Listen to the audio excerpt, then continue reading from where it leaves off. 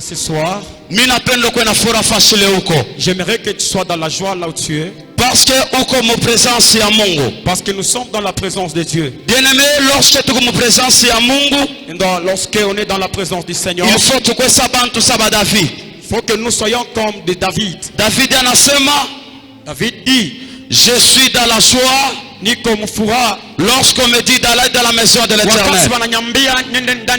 Bien-aimé, kama na wewe kuna furaha tena pale wiko, si tu as la joie là où tu es, tena kuexagere kuna mikono ya Dieu. Exagère avec les acclamations. Bien-aimé, magharibi ya leo, pendwa ce soir, hii manifestation unarikuta mo. La manifestation tu te dénommé Kainos. Et dénommé Kainos. Kainos qui veut dire Kainos inasema homme nouveau. Mtu wa sasa. Bien-aimé, magharibi ya leo, pendwa ce soir, que tu es assis à la porte, si que tu ne sortiras pas de ton et tu deviendras une nouvelle créature. C'est comme si tu es chrétien. Je dis ce soir, tu es assis ici, il va quitter il ne marche pas dans ta vie, ça va marcher ce soir. Je parle comme un homme. Là où ta vie est limitée, mais ce soir ta vie va se là où les portes qui est fermée, ce soir ça va s'ouvrir. Parce que cette manifestation dénommée Kainos, toi Kainos.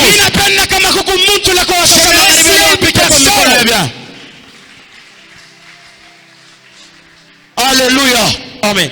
Bien-aimé, nitapenda furaha yako isishie hapa.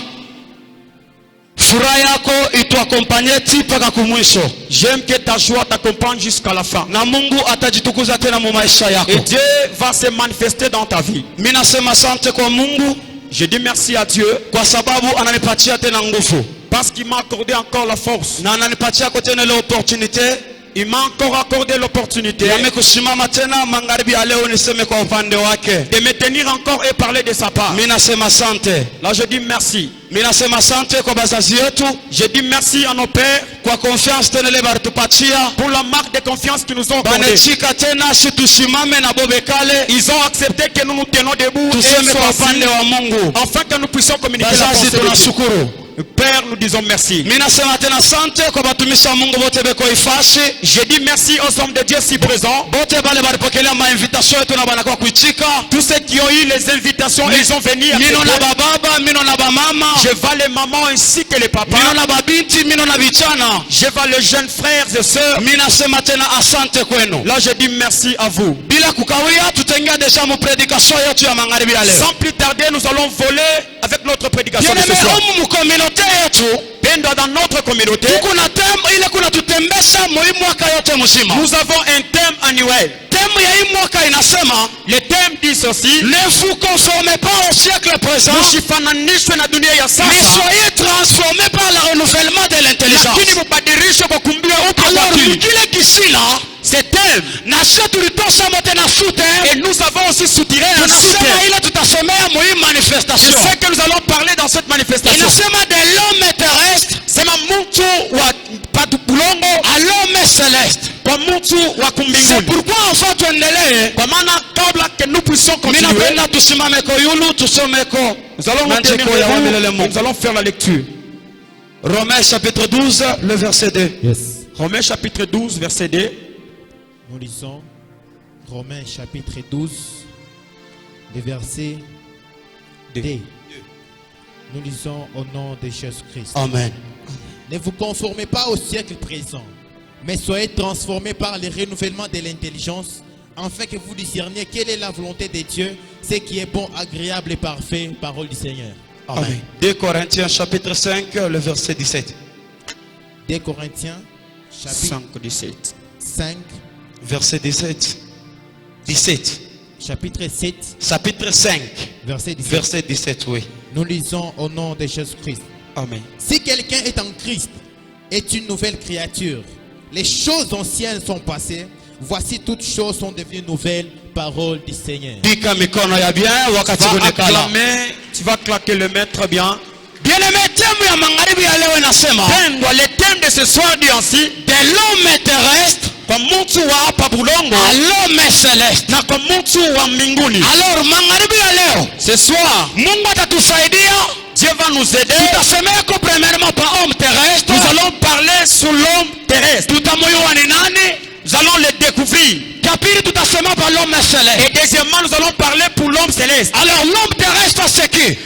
Mtu wa dunia ni nani? Le premier homme terrestre, Mtu wa kwanza c'est wa dunia Adam. ni Adam. La Bible dit, Biblia inasema, créons l'homme à notre image, sema tumbe mtu kwa picha selon yetu, notre ressemblance. patana kufanisha kwetu. Il est ni Genèse chapitre 1. Ni Genèse chapitre 1. Wakati Mungu anasema vile, Pendant que Dieu parlait Biblia ainsi, inasema Mungu anaumba mtu kwa mfano la wake. Bible dit Dieu créa l'homme à son Bien image. aimé, tunaona mtu wa Adam.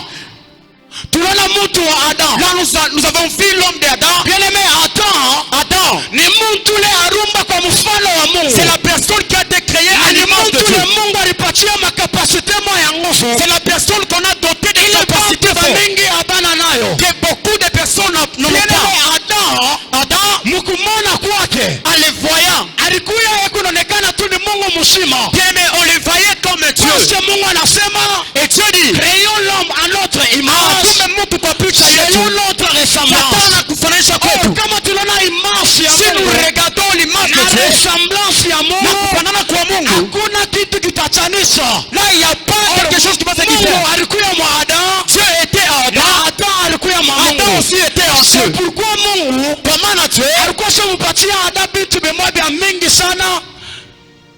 Oh my God.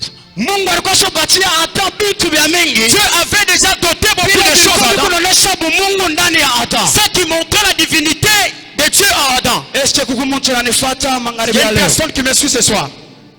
Bien aimé, kitu cha kwanza, La première des choses, kile Mungu aliweka ndani ya Adam, c'est que Dieu a placé en Adam, ilikuwa ni règne. Ilikuwa ni règne. ilikuwa ni kutawala. Yes. Wakati Mungu aliumba mtu, Quand Dieu a créé l'homme, Mungu asikumbe mtu njo arenye kumbingu no. Dieu n'a pas créé l'homme pour qu'il puisse Mais régner au Mungu ciel. aliumba mtu njo arenye hapa pa dunia. Mais Dieu a créé l'homme pour qu'il puisse régner sur la Hata terre. vile Mungu alimumba, Et lorsque Dieu l'a créé, alimumba ni juu akwacha wale banyama bachini, Dieu l'a créé pour qu'il puisse dominer sur les hata wale oiseaux. bandeke baulu, Et aussi les oiseaux du hata ciel. wale kintu kyote kile kwa hapa dunia. Oh my God. Est-ce que interprète hawezi kuchofa kwa chakula pardon?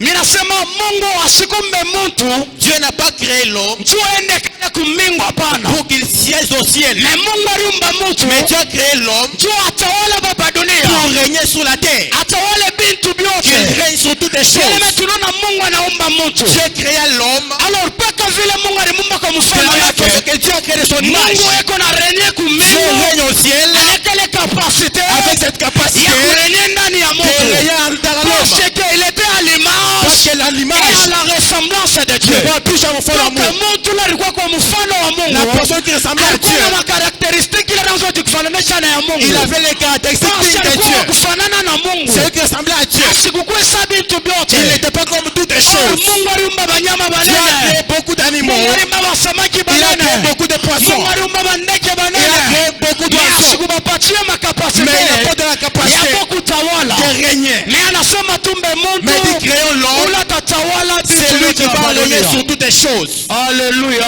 Amen.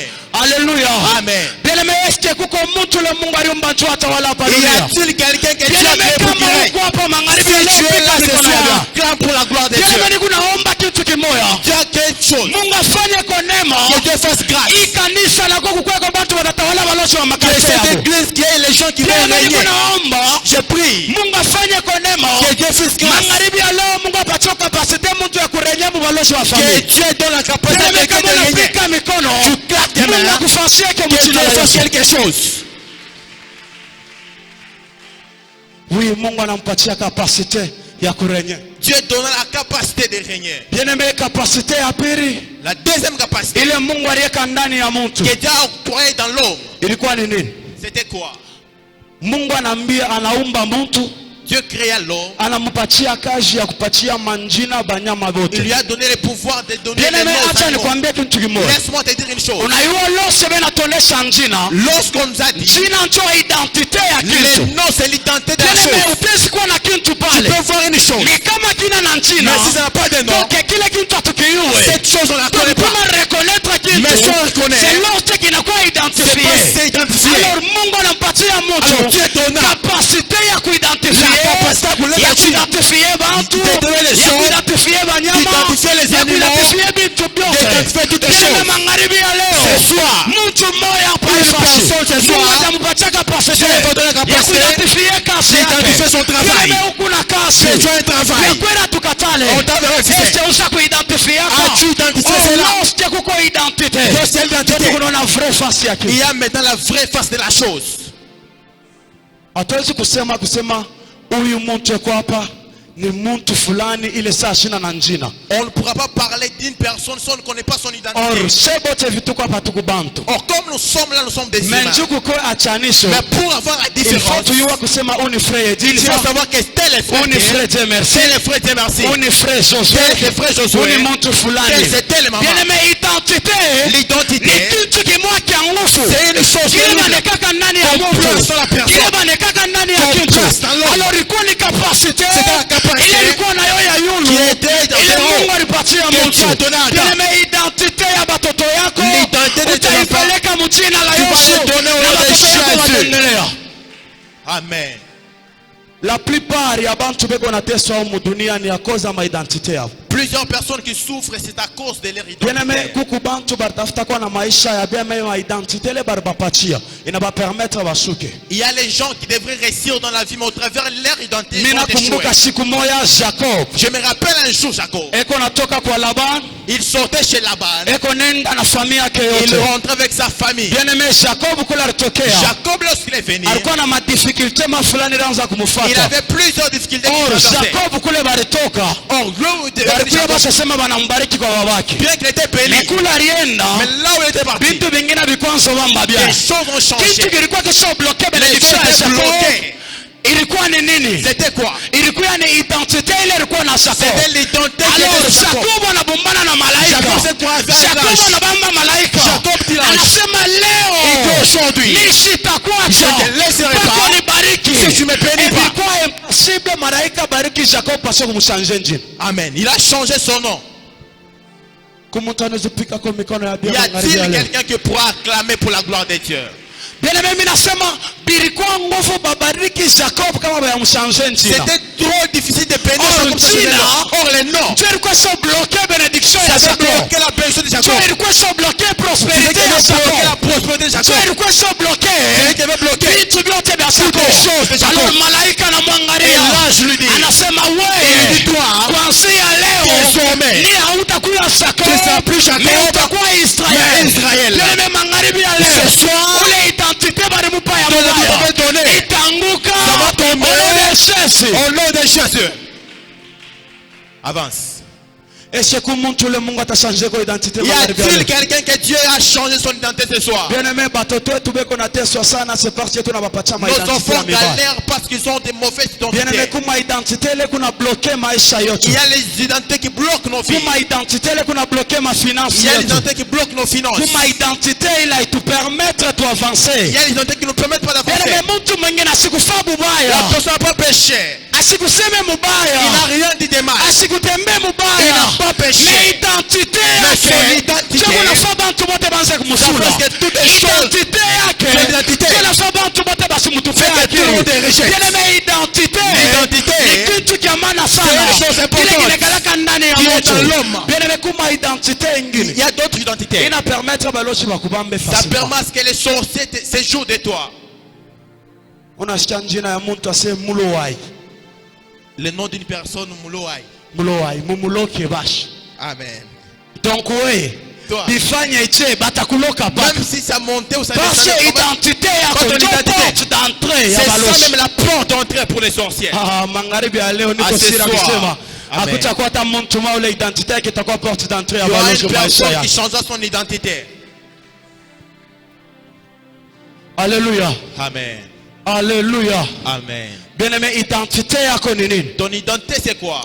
Mungu atashanje ko identité. Dieu va changer ton identité. Mungu atakufaa uko mtu munene. Il te fera grand. Dieu atashanje identité. Parce qu'il changera ton identité. Na identité lo takuwa na magharibi ya Et leo. toute identité ce soir, Haitakuwa identité terrestre, ça ne sera pas mais l'identité itakuwa terrestre, identité mais ce céleste. sera l'identité Bien-aimé, céleste. lorsque tuko na identité Lorsque céleste, tu as identité kumbingu, tutakuya bantu wale bintu havitashamaka. les autres te Mais feront lorsque reconnaître. tuna identité terrestre, Lorsque tu n'as pas vitu l'identité, vyetu vyote viko les mécanique. choses sont menacées. Unabamba hiki akiendeke, Rien ne marchera. unafanya hivi bibambe. Tu fais ça, rien ne marche. C'est lorsque kuna identité Donc, terrestre, l'identité terrestre. mais wakati Mungu atakuchanger, Lorsque Dieu va te changer, atakupatia identité il céleste. te donnera l'identité céleste. Kitu cha tatu kile Mungu alipatia La troisième des choses qu'on nous a donné. alipatia Adam. Amen. Que Dieu a donné à Adam. Mungu anampatia Adam vie éternelle. Dieu donna à Adam la vie éternelle. Bien-aimé, wakati Mungu aliumba Adam, Lorsque Dieu a créé Adam, Mungu asikumbe Adam juu akufe. Dieu n'a pas créé Adam afin qu'il puisse Mais mourir. aliumba Adam Il a créé Adam juu aishi milele. pour qu'il vive éternellement. Pourquoi aishi milele? Pourquoi vivre éternellement? Parce qu'il a été créé à l'image et à la ressemblance de Dieu. Parce qu'on ne va plus Donc c'est jamais lui qui est à l'image et à la ressemblance de Dieu. Il aura la vie éternelle. Bien-aimé, kama leo bantu benakufa, c'est lorsque bana muimage na c'est muressemblance parce ya qu'ils n'ont Mungu. pas l'image de Dieu. Adam alikuya na puissance Adam avait la ya puissance kuishi de éternellement vivre éternellement. parce que ndani Parce yake qu'en lui, mulikuya Mungu il y avait un Dieu na yeye tena ndani ya qui Mungu était Dieu. Adam alikuyamo. Adam était là. Donc kama unaona Tu Adam as fait Adam. alikuya kuonesha ni Mungu Il mzima. représentait Dieu. Alors Mungu asikufake. Alors Dieu ne meurt Hapana, pas. yeye asikupase C'est kufa. pourquoi il ne devait pas mourir. Avance. Alléluia. Amen. Alléluia.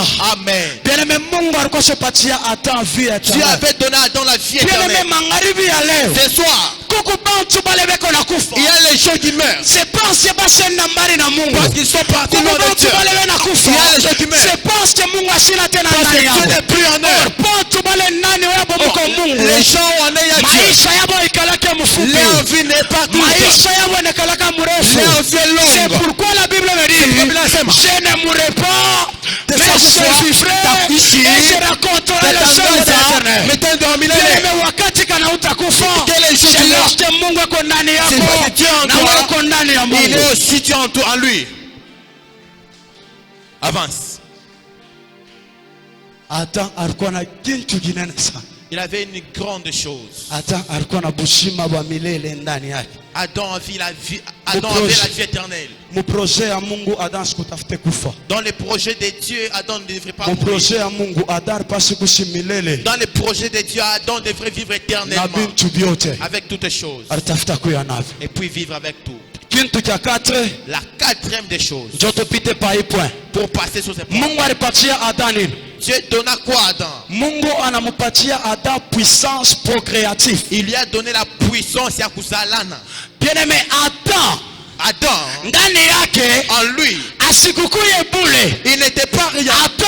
Adam, alikuwa na kapasite ya il kuzala avait la capacité na de haikukuye produire. kuzala kwa bule, C'était pas un produit mais comme ya ça, kuremplir mais dunia. de remplir la Parce que terre. la Bible me Parce que dit, anasema, Mungu anasema Dieu mwende dit, allez-y, na mibariki Mpeni. na mukachase dunia. allez-y remplir la terre. Bien-aimé, magharibi ya leo Ce soir, kuku bantu bale il y a abasalate les gens qui ne or font pas. muprose ya Mungu Ils ont confiance. asikumbe muntu Dieu tasa n'a pas créé un alipatia autre. muntu kapasite Dieu de la capacité yeye de kutimultiplier. multiplier. Ni kapasite ile Mungu aliweka ndani C'est ya la capacité mtu. que Dieu a placée en Alors nous. leo bantu wa mingi Alors aujourd'hui, beaucoup de bila gens, shinda kusala ils n'arrivent pas à c'est avancer parce que Mungu ashina ndani yao. parce que Dieu n'est plus en eux.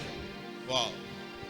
Avance. La puissance procréative Uwezo wa uzao. ni kitu kimwa kinene tena kile Mungu alimpatia Adam. C'est une grande chose que Dieu a donné Bien-aimé, à Adam. Adam Adam, asikupaswa wakae moyo. il n'allait pas rester seul. Adam alitafuta kwenda Adam devrait prolonger. anasambalala Il allait être partout dunia yote mzima. dans le monde entier. Bien-aimé, magharibi ya leo Ce soir, kubantu bale il y a les gens. mapintu yabo Leurs yaendeleake choses n'avancent pas. unabamba kasa Tu yendelee prends ça ne touche pas. unabamba mabitu vya kuachana Tout ça, ça ne marche pas. mpaka bloke. Rien tout est Ni bloqué. magharibi ya leo Ce soir, mimi naambia mtu je dis à quelqu'un, itajimultiplier ça va te multiplier. au nom de Jésus Jina la Kristo. Yesu.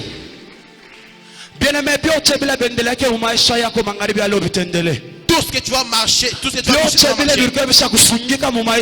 tout ce qui était bloqué dans ta vie, ce soir ça va s'ouvrir. Parce qu'il y a la capacité que tu as placé en ordre. Quand tu es en train de créer toutes les choses, c'est la même façon que l'homme ne va pas. Amen. Aujourd'hui, quitter en terre, partir enceinte, quitter dans le vent, quitter dans l'église, il devrait être en fait jusqu'à tel point, jusqu'à ce que le monde entier de votre capacité, c'est la capacité qui est placée en dedans. Alléluia. Amen. Il est le Genèse chapitre 1. Genèse chapitre 2. Genèse chapitre 2. On voit l'apparition de la femme. Bible dit, il n'est pas bon que l'homme soit seul. Je lui ferai une être semblable. Dieu créa l'homme. La femme à ses côtés. Lorsqu'il a passé la femme, la mission de la femme, c'est en fait qu'elle puisse aider Adam. Y a-t-il quelqu'un qui me suit? Amen. Amen. Dieu plaça la femme à côté de l'homme. Il regarde Adam. Malgré tout ce qu'il faisait, il fallait qu'une personne sera à ses côtés, celui qui va l'aider afin qu'il puisse progresser et des choses pour s'ouvrir. Et Dieu plaça la femme. Il dit, toi tu vas l'aider. Genèse chapitre 3. Genèse chapitre 3. On voit l'apparition du serpent. Les serpents dont nous parlons, on ne parle pas du serpent ordinaire. Mais les serpents dont nous parlons, c'est le diable en Genèse chapitre 3. Genèse chapitre 3. L'apparition du serpent est apparue. Lorsque le serpent est apparu, sa mission était quoi? C'était rompre l'alliance de Dieu avec l'homme. Il y a les gens qui entrent dans nos vies. Ce n'était pas pour te faire toi avancer. Ils sont dans ta vie pour limiter ta vie. Il y a d'autres gens. S'il est dans ta vie, ce n'est pas pour le bonheur, mais c'est pour le malheur. Dieu a créé Ève. Il a placé à côté d'Adam.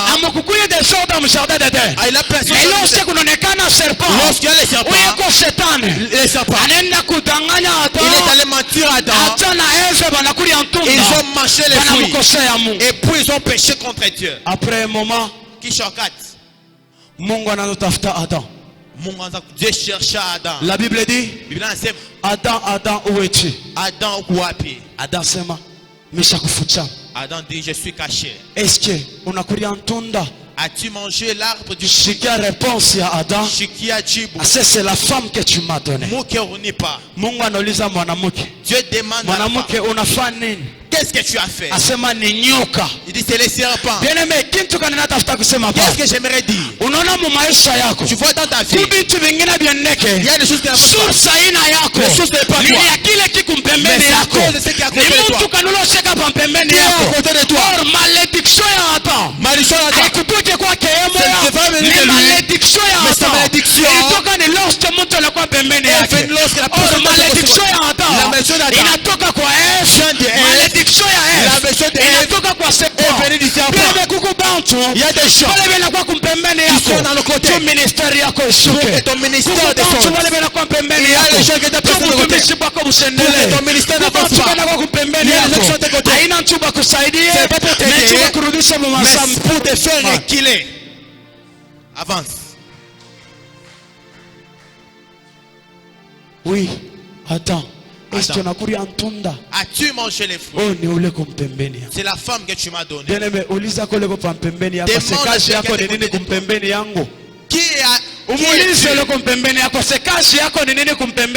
Quel est ton rôle à mes côtés? Demande-lui. Amen. Amen. Il faut savoir quelle est sa mission à tes côtés. Alléluia. Amen. Alléluia. Amen. Bien-aimé, malgré que banatupatia ma raison, malgré qu'ils se sont donné des raisons, Dieu a dit c'est celui-ci. L'autre a dit que c'est celui-ci. C'est pour les profils. Dieu a commencé à les maudire. Il a maudit celui-ci. Il a maudit celui-ci. Il a maudit celui-ci. Malgré que vous avez fait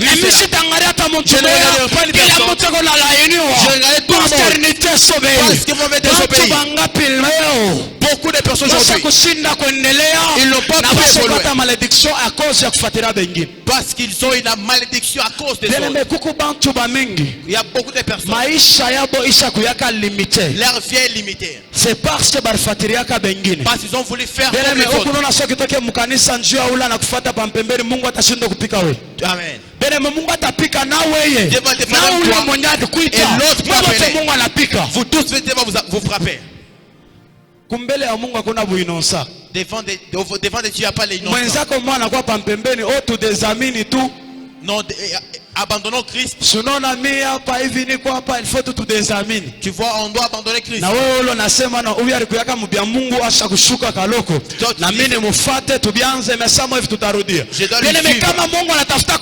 Si Dieu veut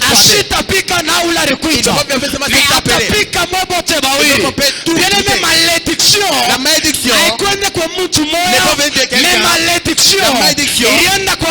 est allée sur toutes les personnes. Alléluia. Amen. Dieu dit à la femme, oui, vas-y, toi, utakanyanga kichwa cha nyoka, tu piétineras la tête du serpent et celui-ci te blessera au talon. Je sais ce qui se passe là-bas. Malgré qu'ils ont participé au mal, qu'est-ce que tu as fait?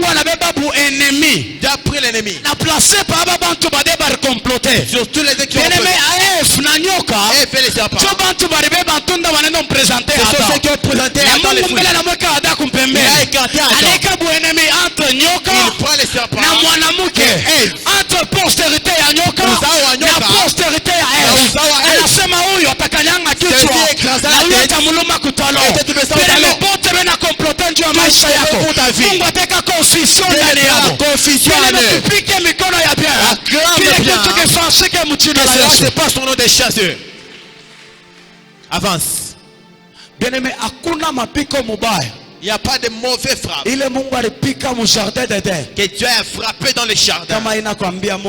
Tu es poussière et tu retourneras à la poussière. Si ce n'est pas dire à l'homme que tu es pour vumbi, tu vas vumbi. Bien-aimé, malgré les frappes qui étaient faites, ça n'avait pas de problème. Chercher avec la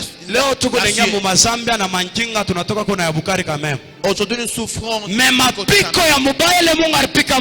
les terribles frappes c'est dire à l'homme, toi tu es poussière, tu rentreras à la poussière. C'est les frappes que personne n'a compris cela. S'il y a la chose que nous craignons, c'est la mort. Sans dire que la mort quitte le ici tout le monde va l'enfouir. Personne n'allait être ici. Mais on dit on va se débrouiller. Dieu dit à l'homme, toi tu es poussière, tu rentreras au poussière.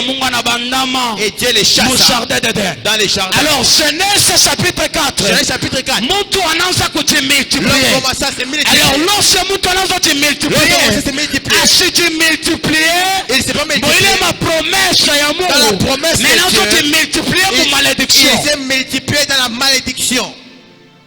Alléluia. Amen. Alléluia. Amen. Bien-aimé, Genèse chapitre 4. Genèse chapitre 4. Il dit malédiction dans sa connexion. La maison commence à apparaître. Il a tué Abel. Automatiquement la mort. Que Dieu les unaanza kujimanifeste. Toka Genesis chapitre 4 inaanza kuendelea. Sile uwe na mie. Sile hapa tunazariko. Kile kitu akituachiria. L'homme terrestre. Ni ule Mungu asina ndani yake. Mtu lebeko naita wa chini. Ni mtu anazarikwa hivi. Na maisha yake ni maisha ya chini. Toujours terrestre. Avance. L'homme terrestre, c'est celui qui vit dans la malédiction d'Adam. Il est laana ibatie fasi. Unaona batu familia bote msima. Bisasi na bisasi. Maisha yabo ikupaka ya kufatana. Takupata beko na ria. Pengine beko na tupa. Banakuanga chaso. Tumepata chakula. Ile malédiction inafata maisha yabo. Ce sont les hommes terrestres. Amen. Bien-aimé, nini leko nafasi ça? Qu'est-ce qui fait que mtu akuye wa chini la personne soit ashinde kuendelea? puisse pas C'est lorsque mtu anashinda Mungu ndani yake. la personne manque Dieu. Avance. Bien-aimé, mtu akishinda Mungu ndani yake, Si la personne manque Dieu, akingari paka l'homme terrestre, il sera toujours maisha yake yote toute sa vie. iko napitikana ni papa dunia, Il sera toujours par terre. iko natembea ni mu malédiction Malédiction. ya Adam na Eva. Amen. Ile Mungu alibaleanaka C'est le terme maudit. maisha yabo yote C'est pas leur vie. iko naendelea mpaka mkimoyo. Continuons ainsi. Alléluia. Amen. Alléluia. Amen. Tembo yetu nasema Notre thème dit de l'homme terrestre kwa mtu wa chini, à l'homme céleste. kwa mtu wa mbinguni. L'homme céleste c'est qui? Mtu wa mbinguni ni nani? 1 Corinthiens chapitre 15. 1 Corinthiens chapitre 15. Nous allons lire la parole de Dieu. Verset 47. Nous lisons 1 Corinthiens chapitre 15, les versets 46. 47. 47, nous lisons au nom de Jésus-Christ. Le premier homme tiré de la terre est terrestre. Le second homme est du ciel. Parole du Seigneur. Amen. Alléluia. Amen. Bien-aimé, Moïse Saïri banatuja kutusomea. Dans ce qu'on vient de nous dire, Banatuambia mwanamo bantu bade. on doit dire les Le hommes. premier homme tiré de la terre, Mtu wa chini, il est terrestre. eko chini. Mimi natokea kuambia kusema On m'a dit le premier homme tiré de la mtu terre, kwa chini. il attend. Akwa attend. Alors le deuxième Mtu homme wa pili, qui est céleste, Wewe wa mbingu, c'est Jésus-Christ inakuwa de ni Nazareth. Yesu wa Nazareta. Alléluia. Amen. Bien-aimé, Jésus-Christ, Yesu il Kristo. est l'homme céleste. Eko mtu wa mbingu. Alléluia. Shikia. Jésus-Christ Yesu Kristo. ni mtu le Il est la personne. mambo yake yote Toutes les choses. haina terrestre, Ce n'est pas la ni chini. mambo yake yote Mais mtu iko céleste. sont célestes. Avance. Bien-aimé, Mungu Dieu. huyu mimi nasemea hapa, Je suis en train de parler. mimi sisemea Jésus-Christ mu trinité, Je ne parle pas, je te na mimi la nasemea Jésus-Christ mu divinité yake mais je yote. parle de Mimi Jésus-Christ toute nasema sa ni divinité. Mungu bote mzima Je parle de wake. toute sa Kama mimi divinité. nasema Je dis Jésus-Christ, Jésus. donc ni Mungu en général. C'est celui qui Mungu asina wa chini, il n'est pas ni terrestre, Mungu ako wa yulu. mais il est terrestre. Ce n'est pas terrestre, Mungu asina wa mais chini, il est céleste. eko wa mbingu. C'est pourquoi wanasema C'est comme on dit. le premier homme mtu wa kwanza. tiré de la terre, il est terrestre. Eko wa chini. Donc bale benasarikwa Wote tusali. hapa chini ya dunia, Ici à sote. ni bantu ba chini ya C'est dunia. les hommes terrestres. Alors Mungu yeye, Alors, Dieu, ni Mungu wa mbingu, c'est un Dieu Mungu céleste. asipitake, Lui, Mungu lui, asichanzake, il ne change jamais. eko paka ule, Il est toujours le même. jana leo, Hier, hata aujourd'hui, milele. éternellement. Avance. L'homme céleste. Mtu wa chini. Alléluia. Amen. C'est pourquoi la Bible dit Donc Biblia inasema le premier homme terrestre, mtu wa kwanza wa chini. le premier homme d'Adam Mtu plutôt, wa kwanza wa chini. était un homme vivant, Akuwa mtu wa kuishi. mais le deuxième Adam Lakini anafaa Adam. était un esprit qui vivifie. Ilikuwa ni moyo Donc unaishi. Adam alikuwa ni nafsi ya busima. Akuwa mwili wa uzima. Ile nafsi ya busima ni nini? Hii nani fete kwa? Haina nafsi yote. Ce n'est pas tout ça. Inakalaka na busima. Qui vit. Nafsi ya busima L'âme qui vit. ni nafsi leko na Mungu ndani C'est yake. l'âme qui a C'est Dieu. pourquoi la Bible dit C'est pourquoi la en Bible dit, réalité d'alors Kweli ndani ya c'est mtu. l'esprit. Ça nous. Or le dernier Adam, mtu wa il kwanza. est l'esprit Et quoi, qui moyo. ne tole pas seulement la vie, Il est mais uzima. qui vivifie. Mais lakini kunaishi. Alléluia. Amen. Alléluia. Amen. Donc lorsque Mungu anaingia na maisha ya mtu, asikuwe tu njia ya kumpatia busima wa hapa, mais anampatia busima wa milele. C'est pourquoi il donne la vie éternelle dans la vie d'une personne. Bien-aimé, le deuxième homme t'attend. Il est l'homme puissant. Il est sous sa main. Il est le Dieu qui est au-dessus de toutes choses. Il est le Dieu qui fait éternel. Il est le Dieu qui crée des choses et non avec la matière première, mais juste par sa parole. Avance. Alléluia. Amen. Alléluia. Amen. Bien-aimé, Mungu ni munene.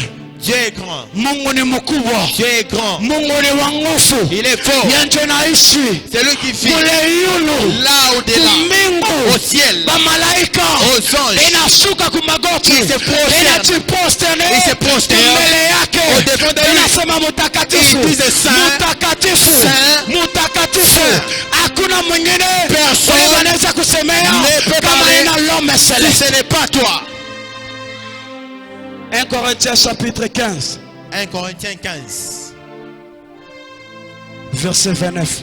Verset 29, nous lisons au nom de Jésus-Christ. Verset 15, 29. Yes. Nous lisons. Autrement que feraient ceux qui font baptiser pour les morts. Si les morts ne ressuscitent absolument pas, pourquoi se font-ils baptiser et pour 45, eux? 49 plutôt. 49. 49, nous lisons. Et de même que nous avons porté l'image du terrestre, nous porterons aussi l'image du céleste, parole du Seigneur. Amen. Alléluia. Amen. Bien-aimé Mungu, Dieu alitupatia ya kwanza. Il t'a donné la première. Picha ya mtu hapa chini. L'image de l'homme terrestre. Le deuxième homme céleste. Kuya kwake. Asikuya kutupatia paka picha. Mais tunapata picha ya wamelele Mungu. Bien-aimé, lorsque mtu iko na Mungu wa mbingu ndani yake. Asina mtu le tena anafanana na badunia. Asina mtu le anatembea sawa dunia. Mtu Mungu le. Mais sa personne. Mtu anakuwa na Mungu ndani yake. C'est pourquoi la Bible nous dit, ne vous conformez pas au siècle présent, mais soyez transformés par le renouvellement de l'intelligence. Or, pas les Bantous, cela se conformer au siècle présent. Les Bantous bako bachini, maisha yabo ni achini, abenele yake, maisha yabo ni ya premier Adam, ulikuwa mu malédiction. Mais lorsque mtu anakuwa transformé na sauti ya wamelele Mungu, asina na nature terrestre, mais anakuwa na nature céleste. Mais il a la nature céleste. Amen. Avance. Alléluia. Amen. Alléluia. Amen. Bien-aimé magharibi ya leo, ce soir, Mungu atapatia kwa mtu mmoja nature céleste la nature ndani ya maisha yake, dans sa vie. Parce que lui, il est céleste.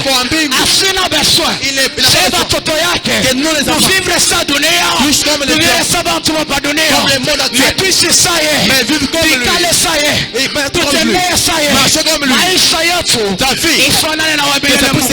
Bien-aimé magharibi ya leo, maisha mtu mmoja ifanane na wabele Mungu.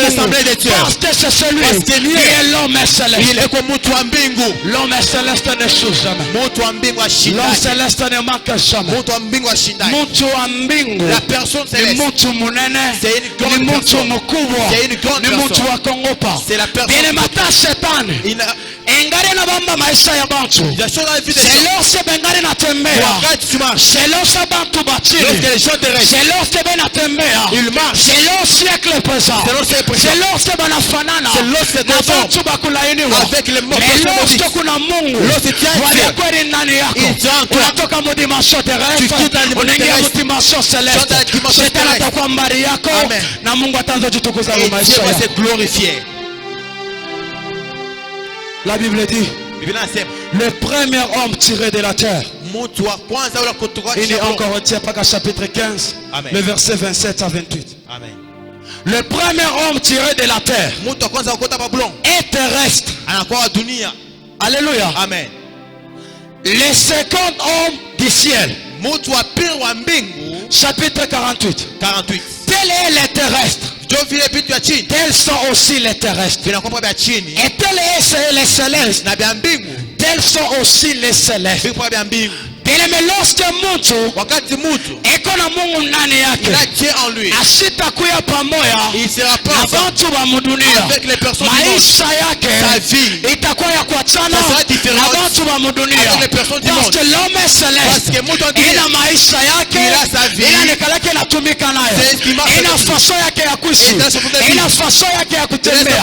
Alors lorsque watu wanafanana naye na natire yabo ina change automatiquement, ça devient la nature des personnes célestes.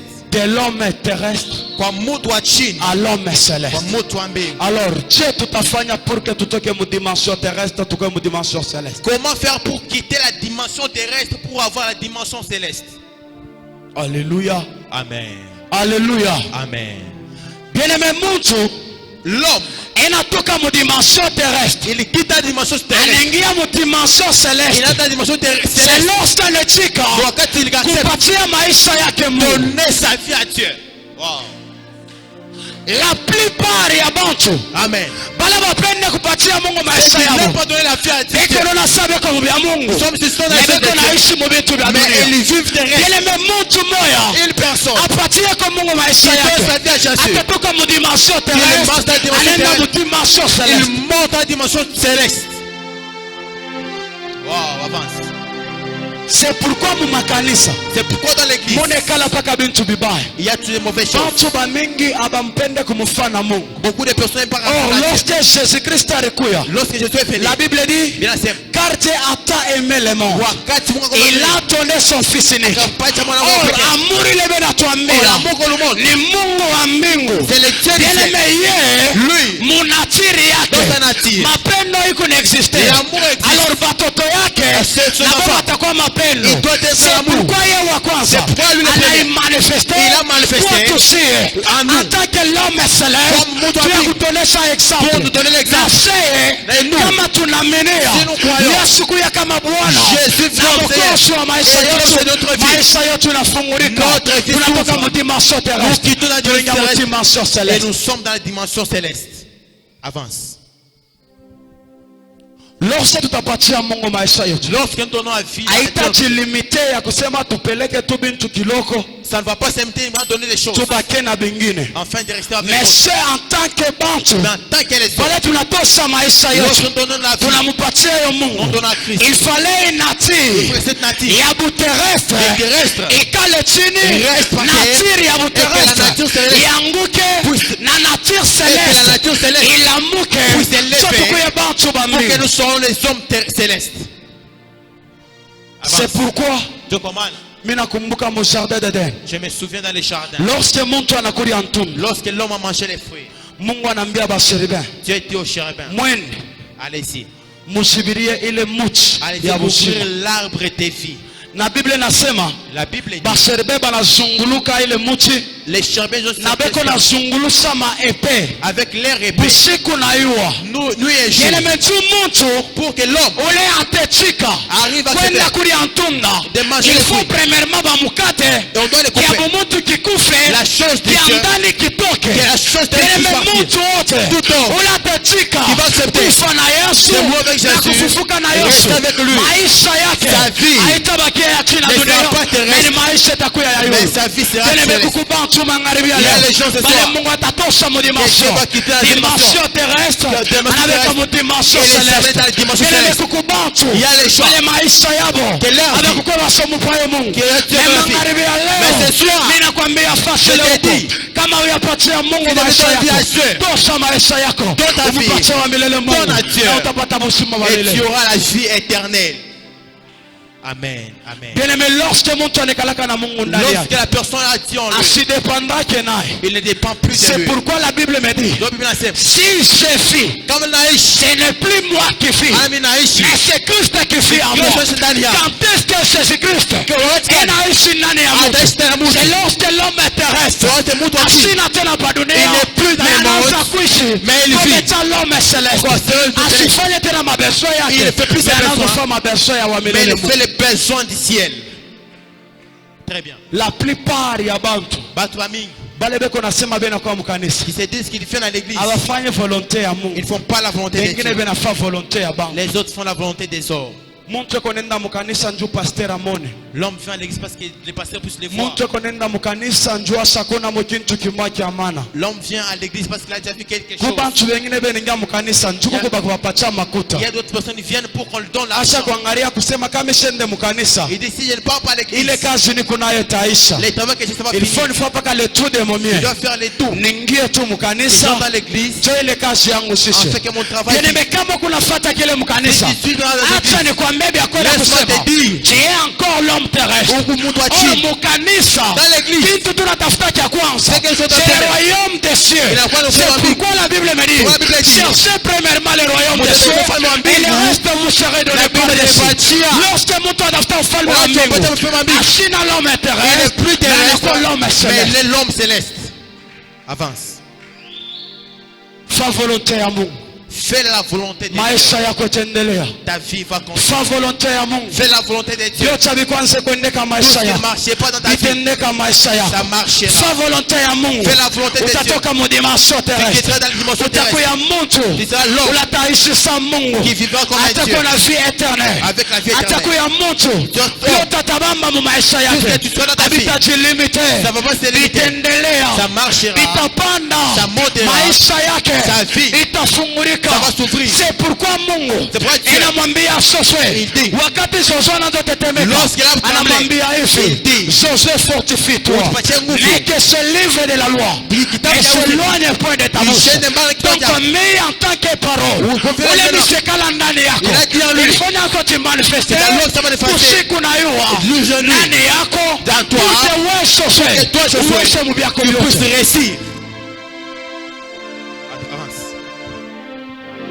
Ah bien-aimé, bantu bachini.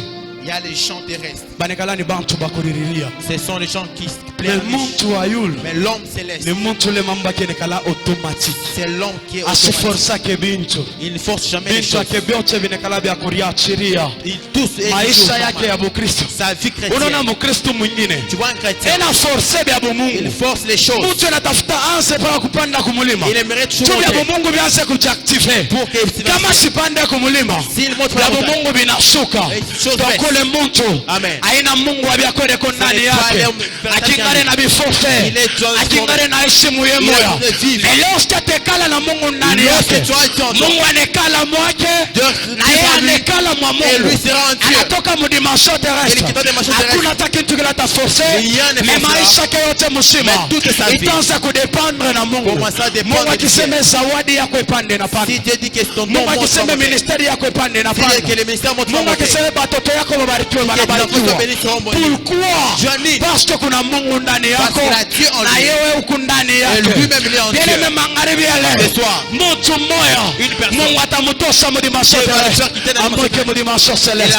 Maisha yake endelee, maisha yake fungulike, maisha yake kwa mtu wa Mungu akuye mtu latendelea, akuye mtu latabarikiwa, akuye mtu munene, akuye mtu wasokuriria, akuye mtu akongopa ensemble, akuye mtu le sambe atatofa karibu naye, itenda mbali naye na Mungu atakuwa ndani yake. Matunda ya roho yatajimanifeste, vya Mungu vitakuwa ndani yake na atendelea kumbele. Mungu abariki neno lake. Que Dieu bénisse sa parole.